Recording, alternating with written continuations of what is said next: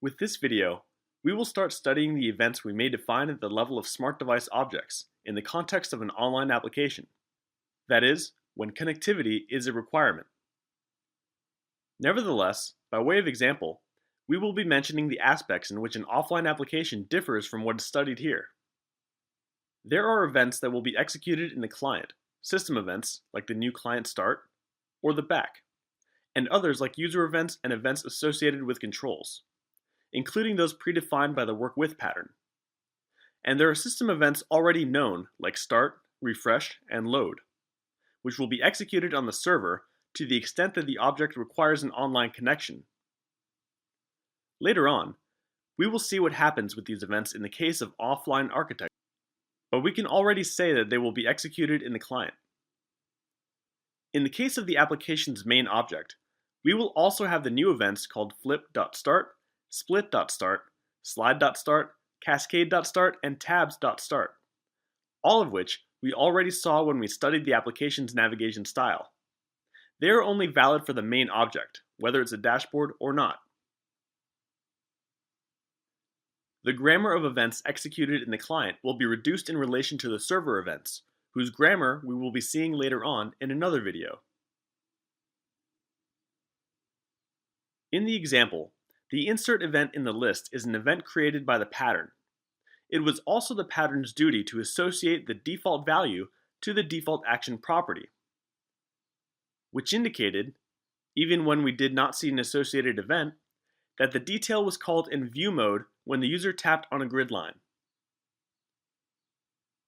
Here, that behavior changes because we are programming it through one of the events of the controls that relate to touchscreen logic, the tap event on the image named arrow.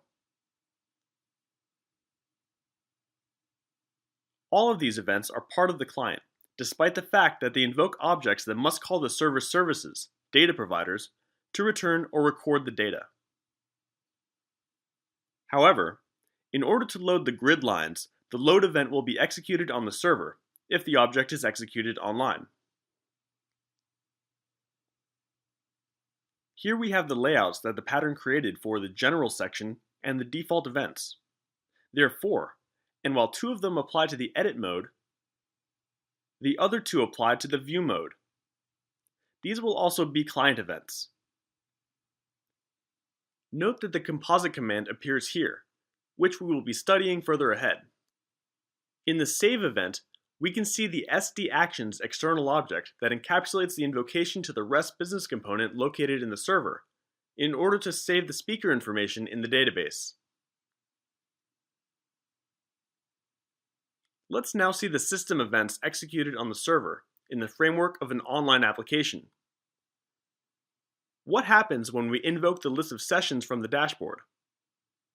In the client, this list executes the client start event and then makes an external call to the REST service that returns the data of the fixed part in the panel.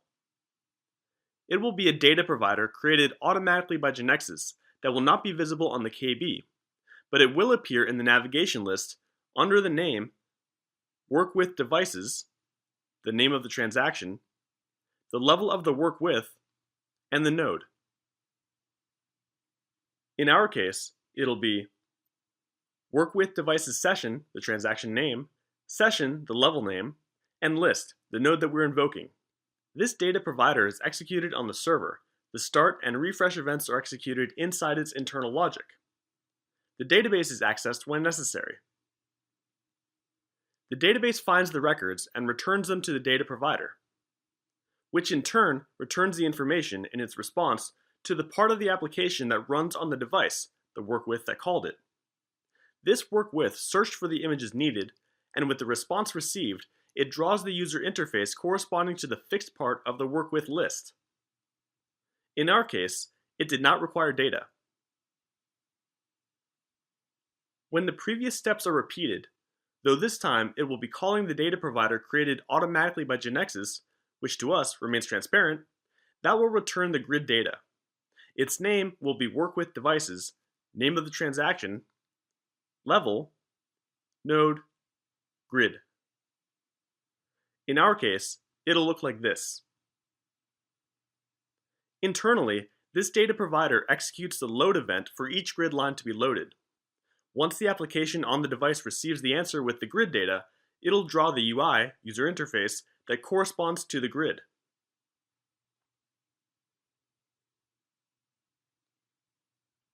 In sum, on the client side, the device, in the dashboard event we activated upon tapping on the image, we have an invocation to the list of the work with of sessions.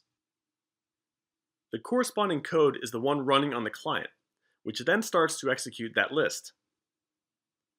In its internal logic, this work with executes the client start event and then calls the server for the return of the data to be loaded in the fixed part through a REST service. And then it requests the server to execute the other REST service that returns the grid data. With the data returned in two responses, it sets up the screen, the fixed part, and on the other side, the grid. To make the explanation simpler, we are supposing that there is no caching. We are not focusing on the grid's paging either, which also takes place. The data provider that executes the load does this through paging. That is, it only returns an X number of records each time. The start event is triggered only the first time. It's not executed again unless the panel is exited and then entered again. As in web panels, the load event is executed n times when the grid has a base table, as is the case here. We could then think of the difference between a smart devices panel, like the list or the detail, and a web panel.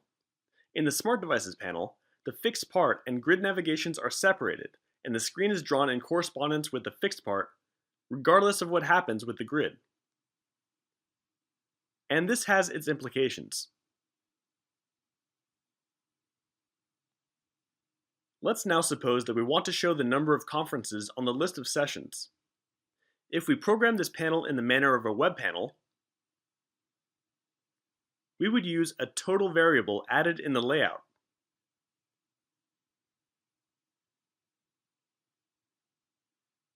Outside the grid,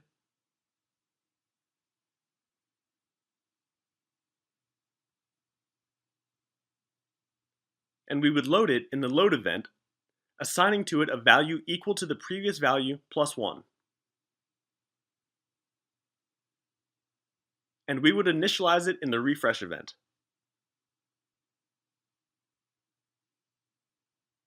Then we press F5 to test.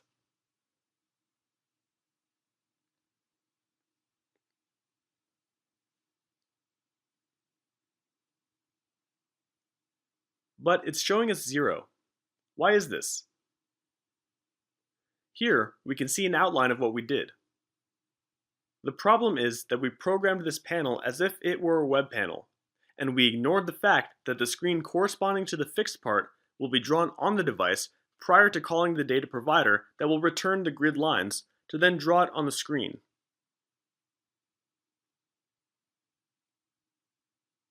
Therefore, when the total variable is shown, the load event that increases it has not been invoked n times, and of course, the grid will not be drawn either. Note that this is the reason for the problem that arises, and not the fact that the refresh and load events are separated in two different programs, two independent data providers. In relation to the developer, this separation is transparent, and what is done in the refresh will be viewed by the load. There's also another problem that relates to the caching, which may be reviewed in our wiki here.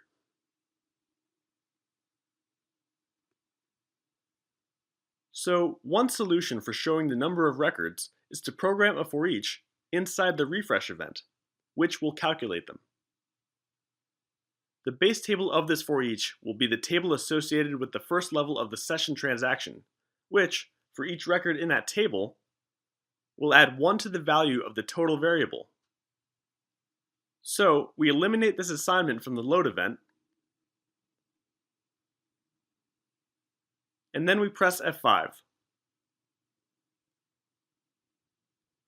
If we observe the navigation listings, we will see that for the session list data provider corresponding to the fixed part of the list, we have the for each we've just programmed which will then go through the session table to count the records. After this data provider is triggered, the fixed part will be loaded, and then the total variable will indeed have the value desired. If we now turn to the other data provider that corresponds to the lines, also going through the session table, in runtime,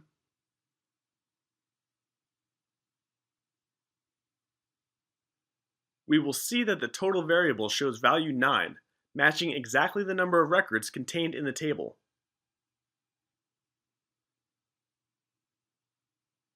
The system's load event does not require any special consideration because it's analogous to the load of a web panel. With the possibility of including several grids with base table in the same layout, just as it happens with web panels, when we have more than one grid, it'll be necessary to specify which grid's load we are programming by writing, instead of event load, event name of grid dot load.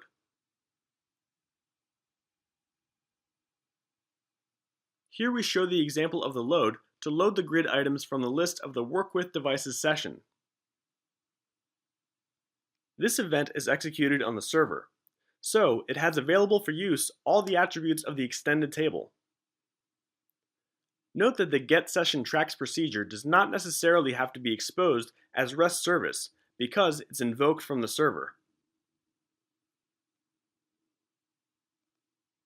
The system's refresh, like the load, does not need any special considerations either because it's analogous to the refresh of a web panel. It's also valid as in the case of web panels when we have more than one grid. This means that, in that case, it'll be necessary to specify which grid's refresh we are programming by writing the grid name .refresh. Just like the load event, this event is executed on the server, so it has available for use all the attributes of the extended table. Further information on this is available at our wiki. So we've seen the events that are executed in the client and those executed on the server. And it's important to be aware of their differences, because what we may program in the client's events responds to a grammar somewhat more reduced than what we can do on the server, as we will specifically see in another video.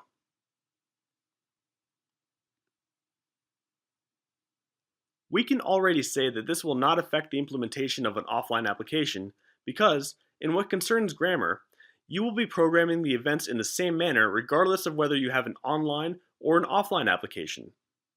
It's transparent in that sense. In upcoming videos, we will continue studying aspects relative to events, such as APIs, in order to allow, among other things, the possibility of integration with the device's native functionalities, the order of execution of events, the grammar of client events, and so on.